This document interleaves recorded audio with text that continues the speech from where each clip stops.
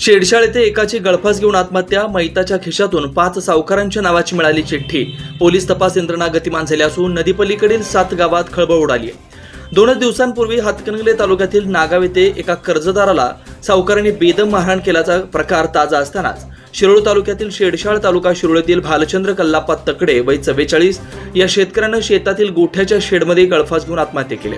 त्याच्या खिशातून पोलिसांना एक चिठ्ठी मिळाली असून त्यामध्ये 5 जणांची नावे असून त्यांनी जीवे मारण्याची धमकी दिली आहे। त्यांच्या कर्जाला कंटाळून आत्महत्या करत असल्याचा मजकूर आहे। दरम्यान घटनास्थळी 30 लाख, 15 लाख आणि 7 लाख दोघांकडून असे 5 जणांचे 59 लाख रुपये कर्ज होत अशी चर्चा आहे। आज दुपारी 1:30 वाजण्याच्या सुमारास भालचंद्र तकडे हा आपल्या शेतातील गोठ्याच्या पत्र्याच्या अंगलच्या आड्याला नायलॉन दोरीने गळफास घेऊन आत्महत्या केल्याचा प्रकार उघडकीस आला। घटनास्थळी पोलीस नाईक राजेंद्र सानप यांनी दाखल होऊन पंचनामा केला। त्याच्या खिशातून 5 जणांची नावं आणि मला यांनी जिवंत मारण्याची धमकी दिली आहे, म्हणून मी आत्महत्या करून घेतोय। मी त्यांच्या कर्जाला कंटाळून आत्महत्या केल्याचा मजकूर आहे। पोलिसांनी ती चिठ्ठी जप्त केली असून मृतदेह शवविच्छेदनासाठी कवटेगुलंद ग्रामीण रुग्णालयात पाठवण्यात आला। सावकारीला कंटाळून तकडेने आत्महत्या केल्याची वार्ता वाऱ्यासारखी पसरताच नदीपलीकडील 7 गावात खळबळ उडाली।